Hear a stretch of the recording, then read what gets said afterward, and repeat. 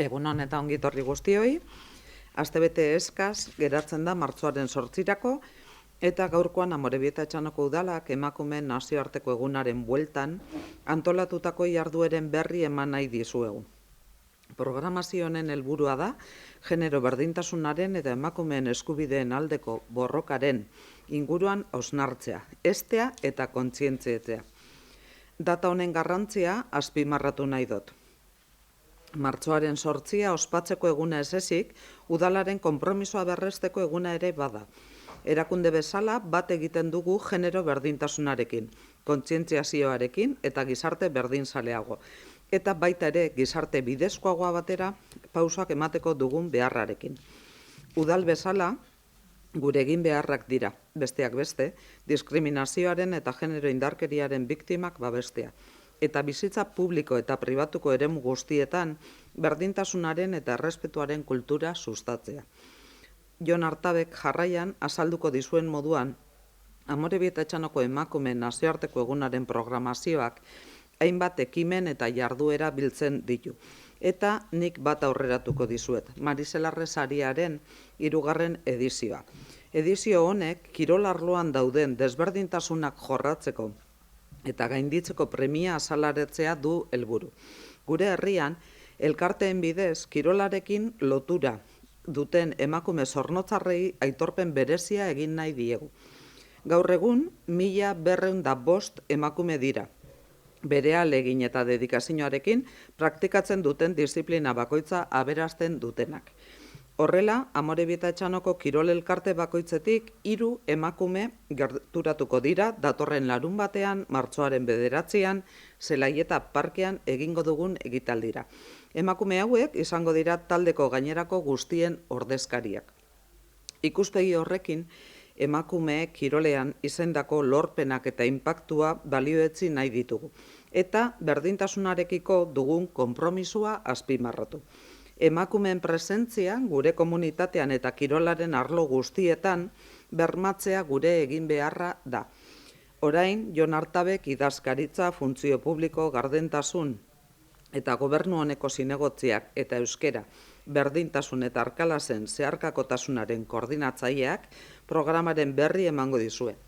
Emakumeen nazioarteko egunaren programazioak askotariko jarduerak aurreikusten ditu. Hala nola, hezkuntza hitzaldiak eta inspirazio hitzaldiak. Emakumeen lorpenak ospatu nahi dituzten kultura ekitaldiak eta hor egin behar dieten erronkei buruzko hausnarketak. Jarduera hauek guztiek helburu dute borroka feministaren garrantzia azpimarratzea. Horregatik, zornotzarrei parte hartzeko deia luzatu nahi diet detailean murgildu aurretik. Udalerri berdinzaleago bat eraikitzen aktiboki lagun gaitzaten eskatu nahi diet. Antolatutako jarduerei dagokienean, gaur 8, martxoaren 8an, emakumeen nazioarteko eguna dela eta udal gobernuko ordezkariok eta zornotzarrok bat egingo dugu. Hitzordua eguerdiko 12etan dugu, herriko plazan egingo den ekimenean. Bertan irakurketa instituzionala egingo da, eta herriko ikastetxetako ikasleek ere hartuko dute parte, ondoren elkarretaratzea izango da.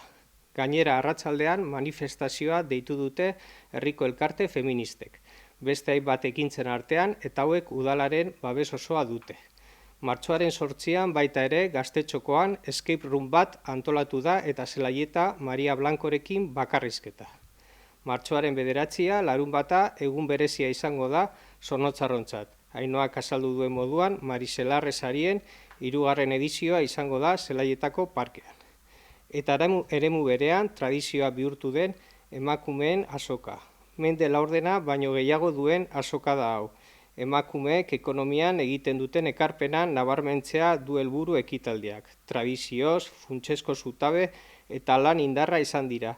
Eta funtsezko rolak bete dituzte familiaren ekonomiarako eta gizarterako. Bai eta euskal kultura eta tradiziorako ere.